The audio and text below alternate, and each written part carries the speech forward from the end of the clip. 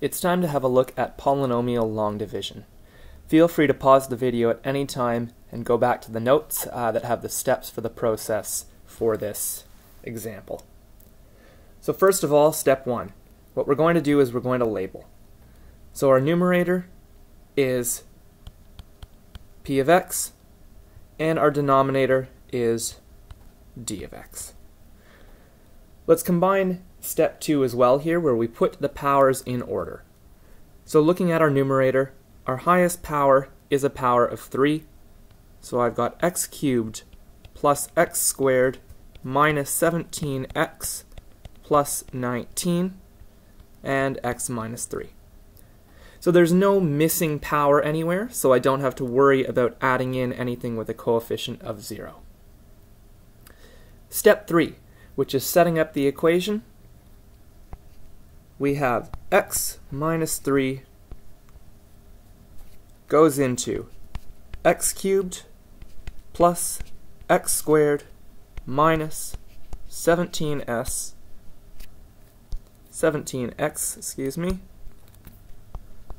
plus 19.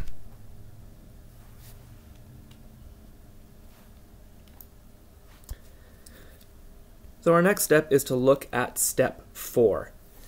And I'll try and explain this one here. What we're trying to do is we are trying to look at x multiplied by what value gives us x cubed.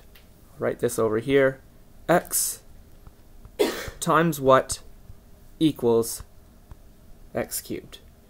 Well, of course, x times x squared equals x cubed. So I'm going to put an x squared up there. That is step 4. Step 5 now, we need to multiply this x squared by x minus 3. So x squared times x minus 3, x cubed minus 3x squared. And we write that result underneath here. So x cubed minus 3x squared, that's our step 5. Step 6 now asks us to subtract. So x cubed minus x cubed leaves us with nothing. X squared minus negative 3x squared gives us 4x squared. That's step 6. And step 7 is to bring down our next term, which is negative 17x. Back to step 4 again, and this time we are looking at x multiplied by what gives us 4x squared. So x times what is 4x squared? Well, of course, that is 4x.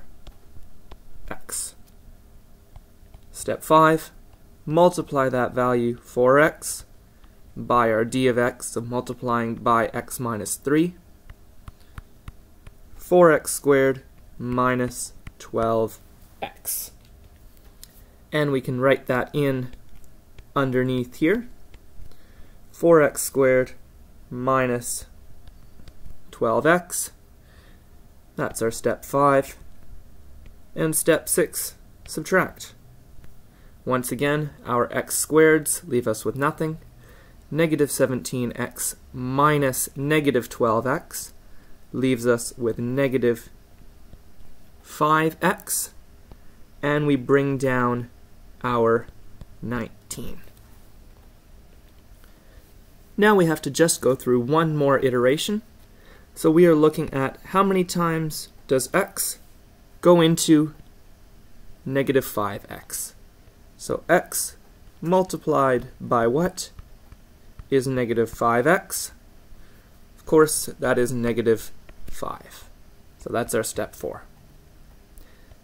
Step 5, we're multiplying negative 5 by x minus 3. Negative 5 bracket x minus 3 is negative 5x plus 15. So we're going to write that negative 5x plus 15. There's our step 5, and we subtract. You can go through this yourself. We're left with 19 minus 15 equals 4. So that's our subtraction. And now, if we look at this 4, the degree of this is less than x. So there's no x's left over. That means we are essentially done. All that's left is for us to write down our final answer, noting that this 4 is our remainder, and this expression up at the top is our quotient.